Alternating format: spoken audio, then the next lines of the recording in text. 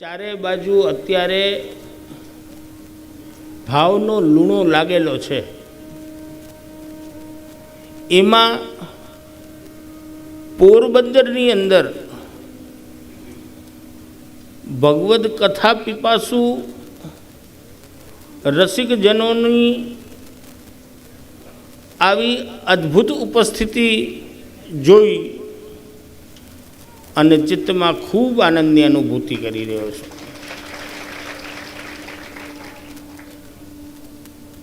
થોડા સમયમાં હું લેટ થયો એટલે વાલા જયવલ્લભ બાવાને ચૂકી ગયો.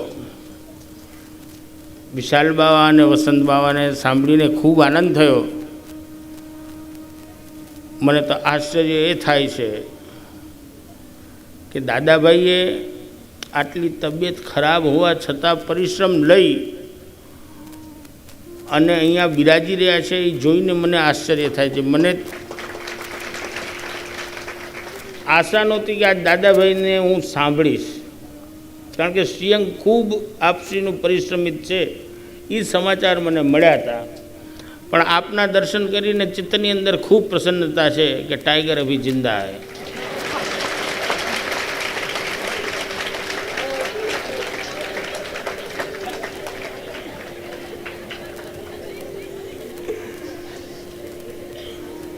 બાવાએ બહુ સુંદર વાત કરી. આ મજાકની વાત હતી. દાદાભાઈની સ્વસ્થતા જોઈને ચિત્ત પ્રસન્ન થઈ ગયું. આ બાવાએ બહુ સુંદર વાત કરી આપણને. કૃષ્ણ કેને ન ગમે, હકીકત છે. કૃષ્ણ બધાને જ ગમતા હતા, પણ એ ગમાડ્યા કે ને. મુખ્ય વસ્તુ સમજવાની એ હતી કે કૃષ્ણનું તો સ્વરૂપ જ એવું છે કે મિત્ર બંધુ આ બધા તો બરાબર છે, પણ વેરી પણ મોહિત થાય.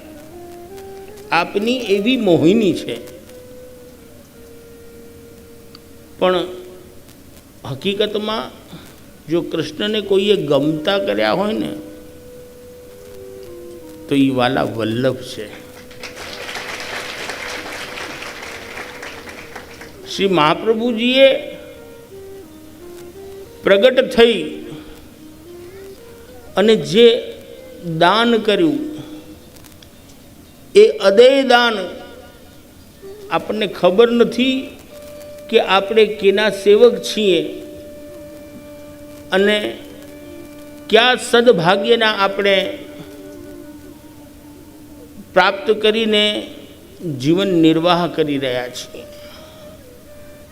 આપણા સંસારની અંદર જ્યારથી આ સૃષ્ટિની ઉત્પત્તિ થઈ અને જ્યારે પછી પ્રભુની અંદર લય થશે ત્યાં સુધી સુખ અને દુઃખ આ એકબીજા અવિરતપણે ચાલવાના છે અને ચાલતા આવ્યા છે. દિવસ હોય તો રાત થવાની જ છે, નિશ્ચિત છે, અને રાત હોય એનો દિવસ ચોક્કસ છે. દુઃખ છે તો સુખ મળવાનું જ છે. પણ આપણે વિચારવાનું એ છે કે આપણે શું જોઈએ છે. એ જે આપણને દ્રષ્ટિ આપી, એક નજરિયો બતાવ્યો, એ શ્રી વલ્લભે બતાવ્યો. અને આખા વિશ્વની અંદર એક માત્ર શ્રી વલ્લભ છે, શ્રી વલ્લભાધીશ છે, શ્રીમદાચાર્ય ચરણ છે કે જેમણે આપણને જીવન જીવતા શીખવાડ્યું. સ્પષ્ટ આપની આજ્ઞા છે. કઈ ફિલોસોફી જેટલી વાંચશો એટલી ઓછી પડશે, પણ જો એનો ટૂંક સાર આપણે સમજીએ તો શ્રી વલ્લભે આપણને પોઝિટિવ થતા શીખવાડ્યું.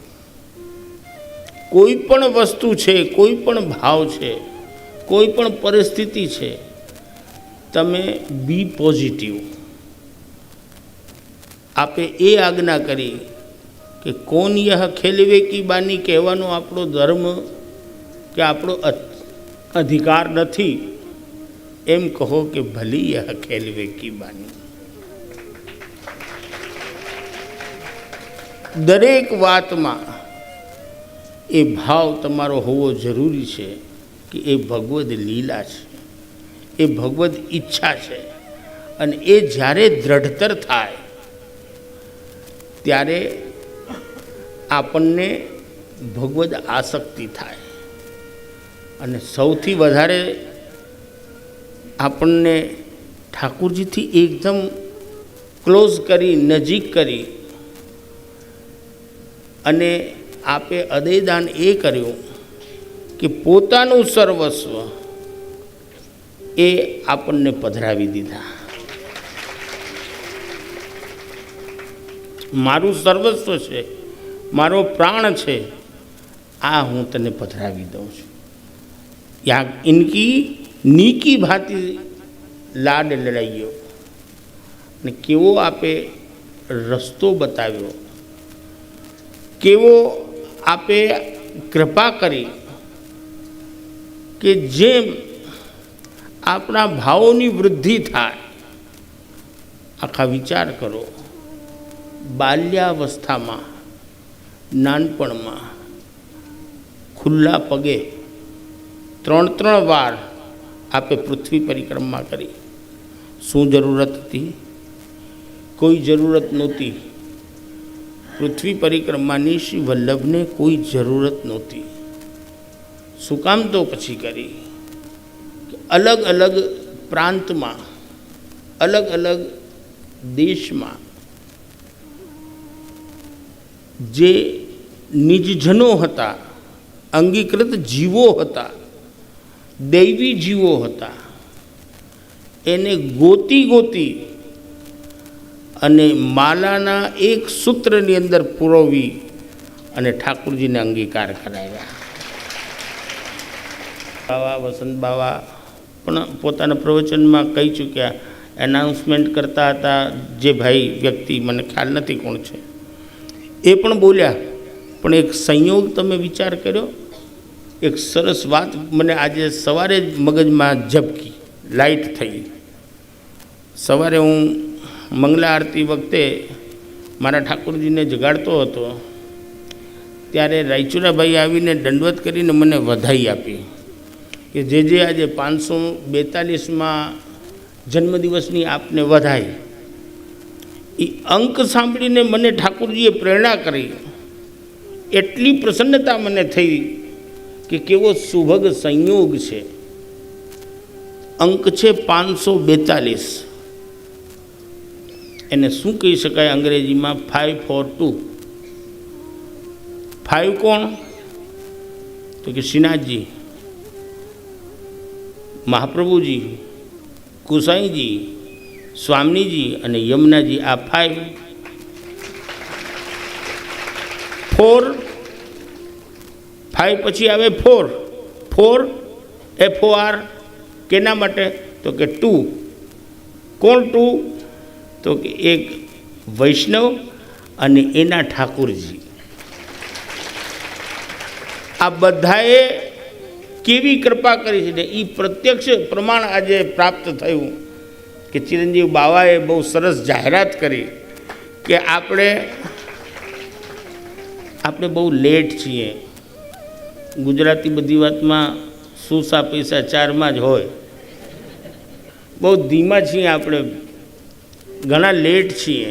આ તો ઘણા વર્ષ પહેલાં આ વસ્તુ આપણે તૈયાર કરવાની જરૂરત હતી. પણ જાગ્યા ત્યારથી સવાર ગણીએ તો સાથે સાથે આપણે એક મનોરથ બીજો પણ કરીએ કે આવતી વખતે જ્યારે પણ આપણે પુનઃ એકત્રિત થશું, જ્યારે પણ, ત્યારે આપણે આપણી પુષ્ટિ માર્ગની આઈડેન્ટિટી છે તે બતાવશું. અને આપણી આઈડેન્ટિટી છે એ આપણી વૈષ્ણવતા છે. અહીંયા કોઈ વૈષ્ણવ એવો ન હોવો જોઈએ કે જેના માથા ઉપર તિલક ન હોય.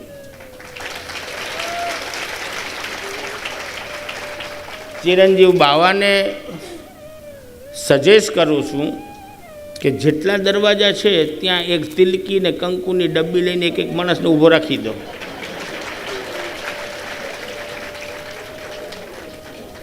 કમસે કમ એટલી તો ચોટલી મૂંડો.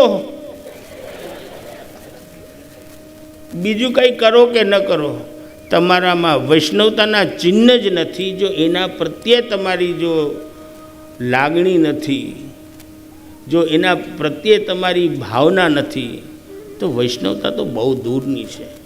બહુ સાચી વાત છે. બાવાએ આજ્ઞા કરી હતી, બહુ સરસ વાત કરી હતી કે સૌથી મોટામાં મોટી વાત એ છે કે તમે વૈષ્ણવ કુટુંબમાં જન્મ્યા.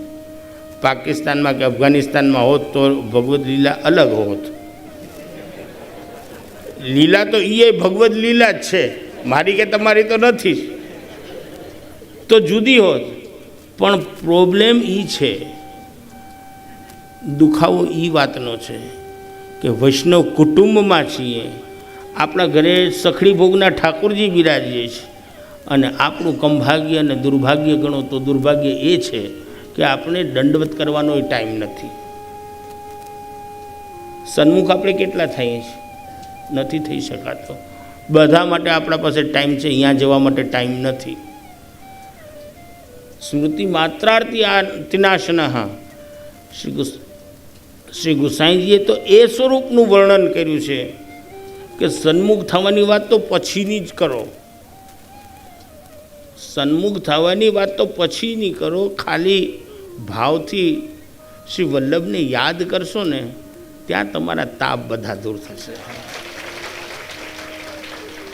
આ ઈ કૃપાનો માર્ગ છે. આપણે દાદાભાઈને ખૂબ શ્રમ થઈ રહ્યો છે, અને મને પણ ઘણા વખતે આ લાભ આજે ભગવત કૃપાથી મળ્યો છે કે પૂજ્ય દાદાભાઈને આજે સાંભળવા મળશે. આપ પરિશ્રમ લઈને બિરાજી રહ્યા છે, એટલે ઠાકોરજીના યુગ્મ ચરણ કમલમાં એ વિનંતી કરું કે જેસો હું તેસો તિહારો શ્રી વલ્લભ અબ जिन छांड देहो मोही करते बाह गहे की लाज मन धर नाही भरोસો મોહી સાધન બલ કો. મારા કોઈ સાધનનું બલ કામ લાગે એનો મને ભરોસો નથી, પણ બાહ ગહે કી લાજ, મારી બાહ આપે ગહેગી છે એની મને લાજ છે. અને એવી આપણા સૌ પર પ્રભુ કૃપા કરે કે આપણા સૌની રતિ મતિ અને ગતિ આપના શ્રી ચરણોમાં સુદૃઢ થાય, એટલી પ્રભુના યુગ્મ ચરણ કમલમાં વિનંતી કરી અને મારું વિરામ લઉં છું પ્રવચન. બોલ શ્રી વલ્લભાધીશ કી જય.